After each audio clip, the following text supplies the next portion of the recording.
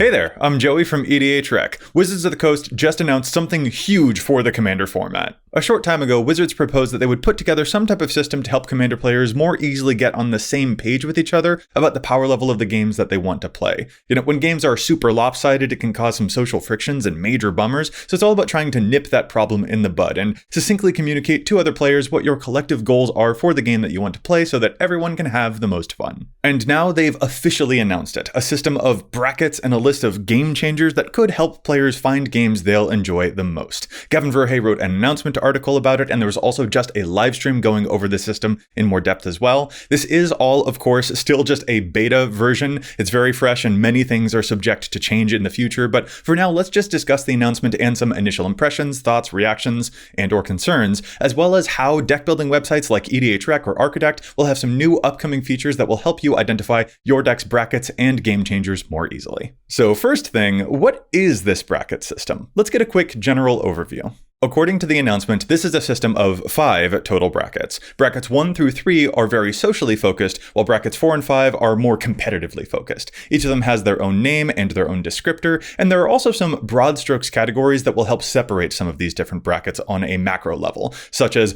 mass land denial, tutors, extra turns, combos, and whether your deck contains any game changers, which, to my disappointment, is not actually a reference to the Dropout show of the same name, but I will be making a joke about that every time because I just can't help myself. The game changers list is a whole big section unto itself, so we'll have to get to that a little bit later on, put a pin in it. We've actually got some data about the game changers that I'm really excited to share with you in this video, but we have to cover everything in this announcement first to understand what that data even means. So just stay tuned, like and subscribe, do the whole YouTube rigmarole. I promise you're not going to want to miss this. So let's go through those brackets. Bracket 1 is described as exhibition, aka some goofy stuff. Quoting here from the article, winning should be far from your mind. It's more about showing off something unusual you've made. To give an example, I think here of Ben Brode's tiny deck, made of only super small cards. Who cares about winning? This is about the experience. Bracket 2 is named Core, and interestingly, Wizards of the Coast states that the easiest reference point for a core deck is a current average precon.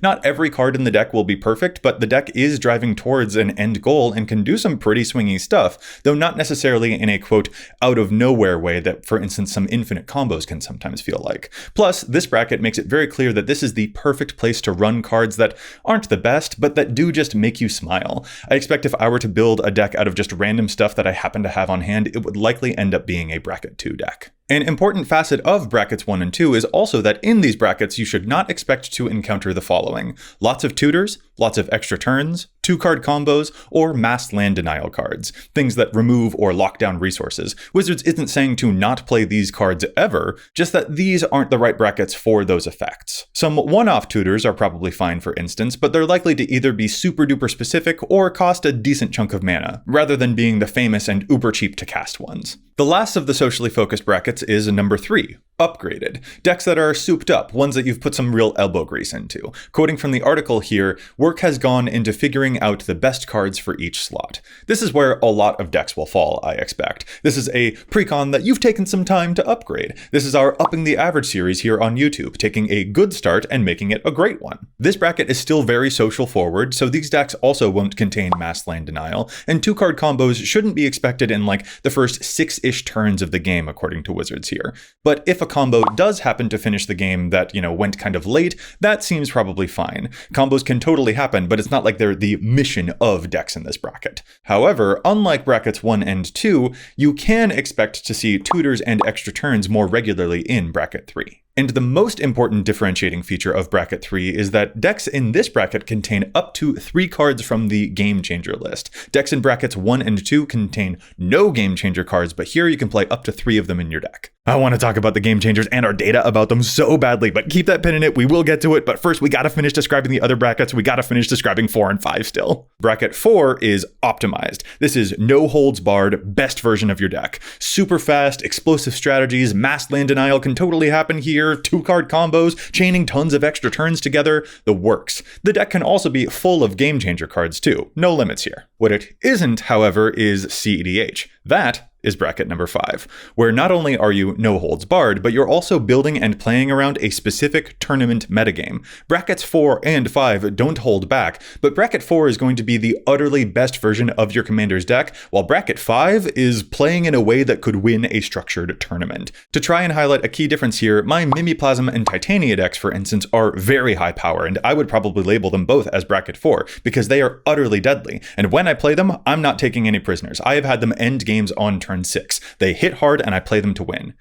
But they wouldn't stand a chance against a table of CEDH decks, now would they? Links in the description if you want to see our deck list, by the way. You can verify for me whether you think they would win a CEDH game, but I really don't think that they would stand a chance against any of those well-known combos. So those are the brackets, 5 in total, ranging from silly experiences to cutthroat gameplay, with some broad categories to help you identify where your deck could land, such as whether your deck contains lots of things like tutors or mass land denial, or if it contains any of those game changers we keep hearing about. Let's finally get to it. What are those game changers, and how are sites like EDHREC and Architect incorporating new features to help you navigate all of this news? Wizards of the Coast and the Commander Format panel worked together to come up with a collective list of game changer cards, cards that dramatically warp Commander games. There are over 40 of them in this list, but I'll name a couple examples here real quick.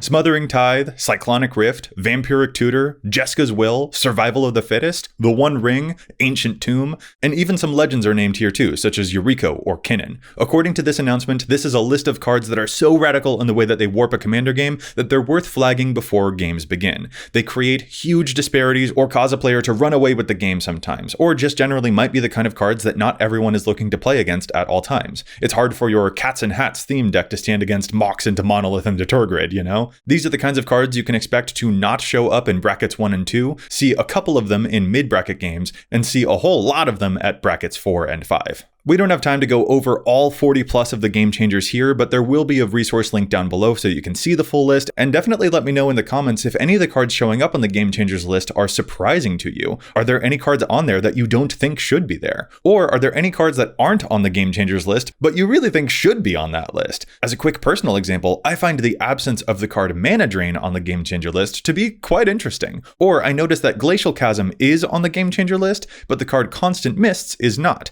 That does have me a pondering, and I'm very interested to see whether there will be any changes to this list in the future. Notably, a whole lot of these game changer cards are popular. Cyclonic Rift and Rhystic Study both show up in over 688,000 decks. That's 28% of decks eligible to play them. Smothering Tithe is in 25%. A full quarter of decks that can play it do play it. In fact, and this is what I've been really excited to show you, we ran some data queries and arranged a couple cool images for you to show you more info about the data of these game changers. For instance, how many game changers on average do decks run right now? I'm beyond excited to show you. Here we've got a chart showing the average number of game changers that appear in Commander decks over time. We can see that as of 2025, 52.8% of decks contain 0 game changer cards at all. 18.5% of decks contain 1 game changer card, 9.2% contain 2 game changer cards, and 5.3% contain 3 game changer cards.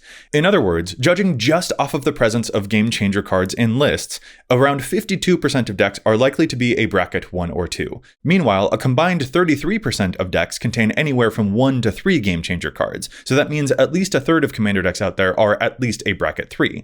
And that leaves approximately 15% running 4 or more game changer cards, meaning those 15% are definitely bracket 4 or higher. I also personally love seeing here how running like 5 to 9 game changers is a pretty small slice on the graph here, but decks running 10 or more game changers takes up actually kind of a decent chunk of size there. Less than 1% of players use exactly 8 game changers, but nearly 4% play 10 or more game changers. So we can infer here that if players are going hard with these types of cards, they commit fully rather than capping it in the realm of single digits. And you know what? Here's one more. Let's look at the historical popularity of game changers over the years. This, for instance, is us tracking how popular the game changer cards have been over time. Cards like Cyc Rift and Rhystic Study are strongly at the top of the list, though a great many of them hover under the 10% threshold, which, to be clear, is still a huge amount of decks out there. Some cards aren't very popular, but for cards like the One Ring, which can show up in all decks because it's a colorless card, an 8% penetration rate represents hundreds of thousands of decks. There are a lot of game changers all over the popularity spectrum, but some of them aren't just famous, they're infamous. Interestingly, on this chart, we can see an overall downward trend in the data.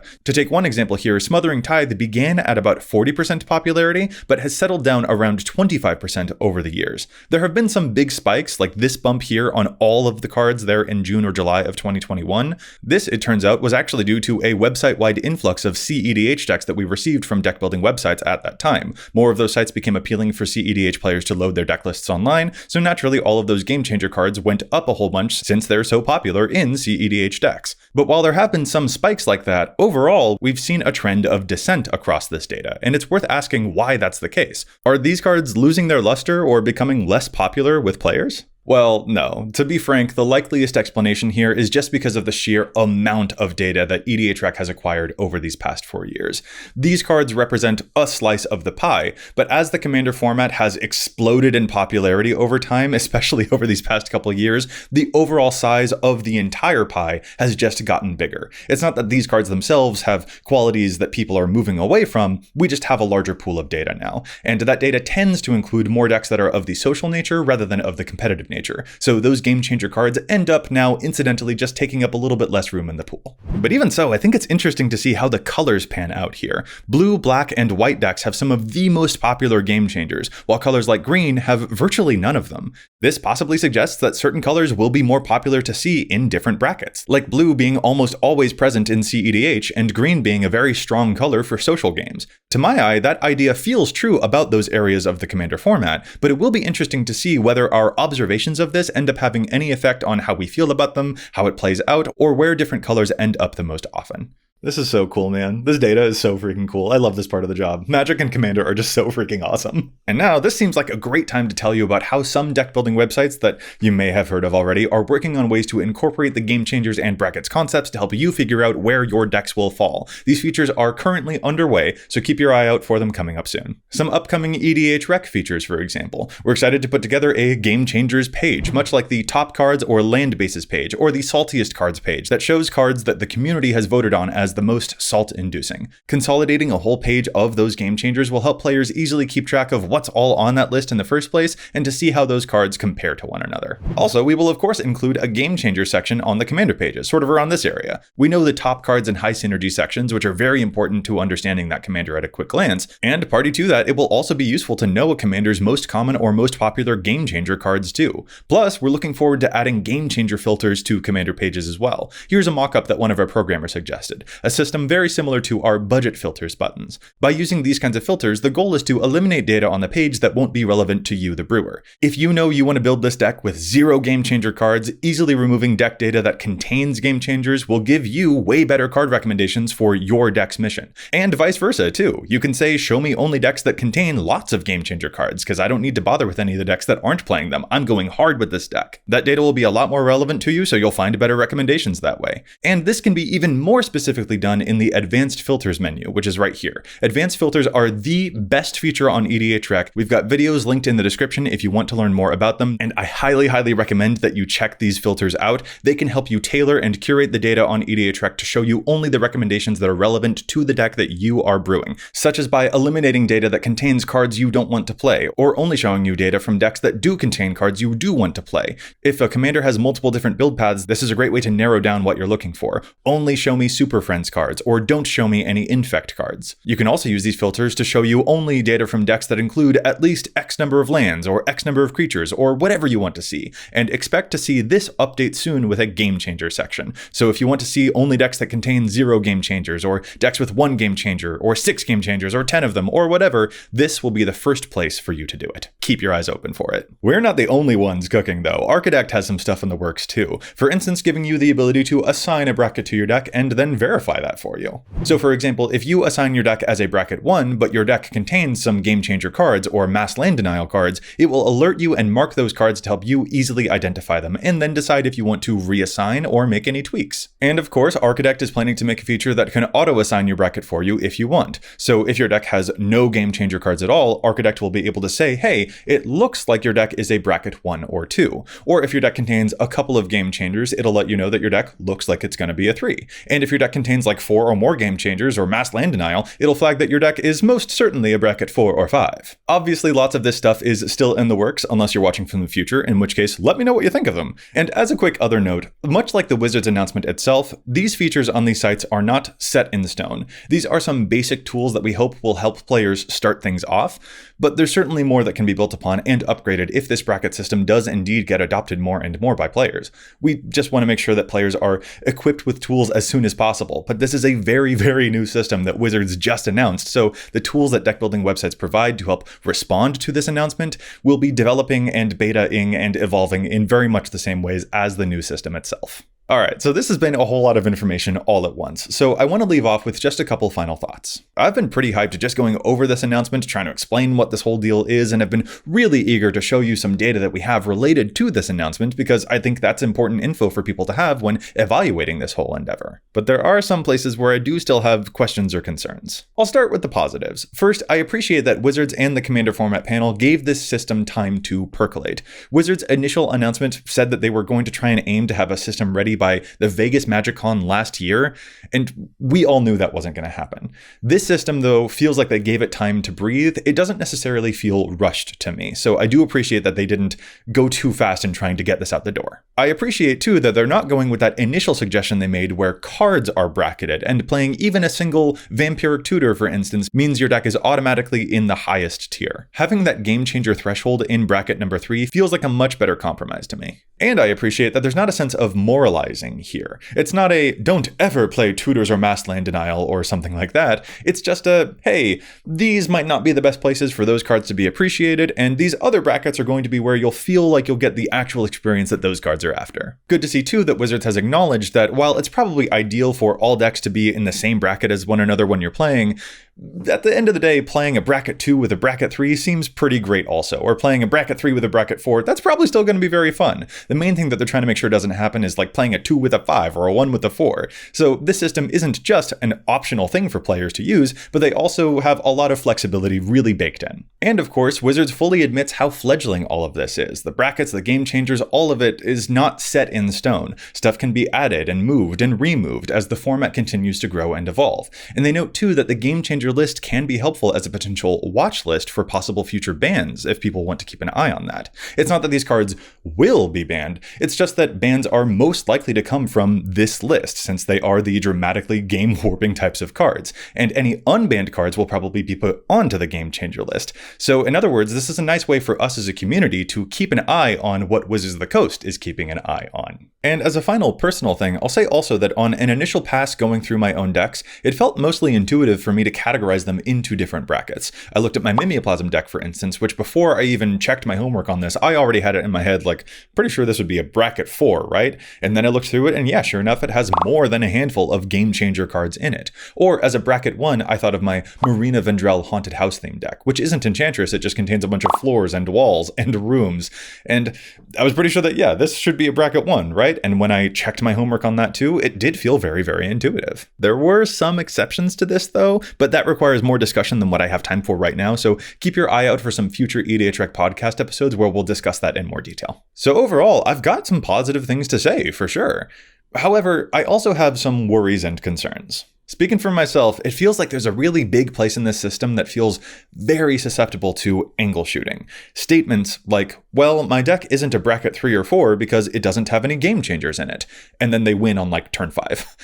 That's a very easy area that could be exploited. And it feels like sort of another version of the classic, it's not that deck scenario that some of us have unfortunately encountered out there. Wizards of the Coast made it clear in their announcement that game changers are not the end-all be-all of what makes a deck fall into a particular bracket. There are lots of other qualities that contribute to where a deck should land, but since game changers are such a big part of this announcement, that might accidentally be the thing that people end up focusing on more, and therefore it could overshadow some of those other important details. No system will ever be immune from bad actors, and angle shooters have always existed, so there's probably no way to completely remove this potential problem, but statements like, my deck doesn't have any game changers, therefore it's not bracket X, feel like an especially big thing that I know I have my eyes on most as a potential weakness in this system. Also, complexity. Even just describing the system took me a little while to do, right? The goal here is to make pre-game chats more succinct.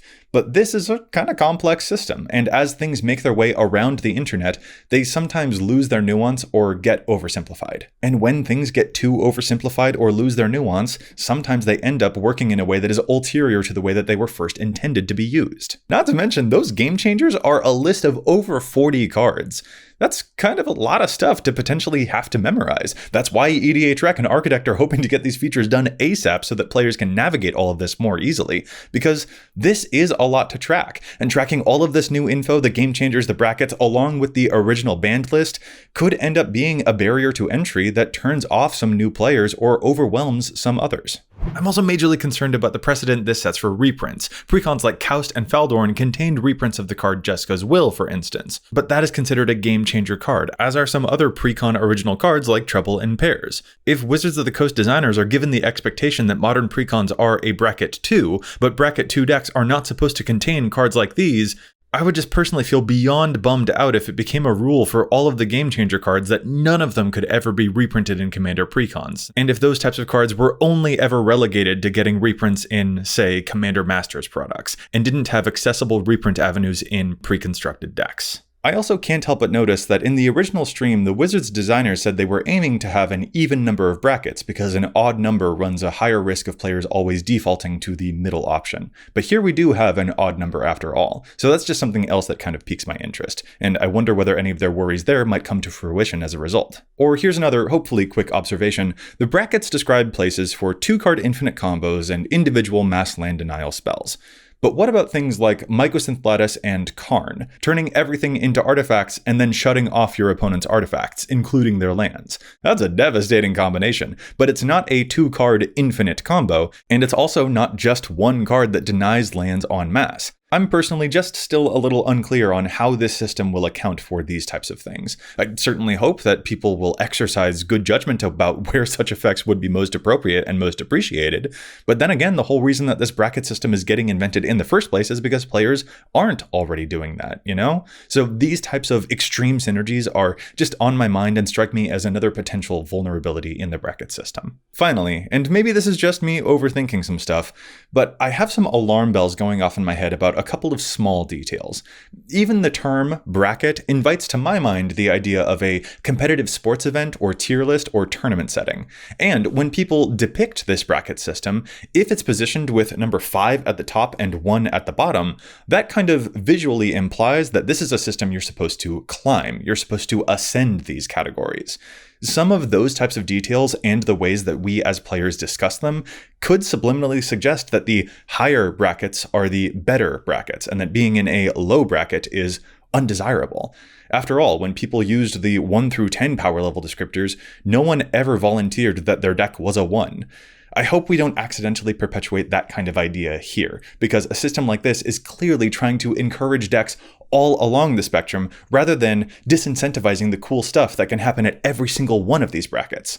But these smaller details matter a lot in whether that will actually end up happening. This has been a lot, so I'm going to call it there. This is a huge announcement for Wizards of the Coast, so I am very, very interested to see what you all think of it. What do you think of these brackets? Does this system feel intuitive to use? What do you make of the Game Changer list? And which cards surprise you that are on it or that aren't on it? You gotta let me know what you think in the comments. Hit the YouTube buttons when you do. Keep your eye out on those deck building websites for some upcoming features to help you navigate all of these changes. Thank you so much for watching, and as always, remember, EDHREC your deck before you wreck your deck.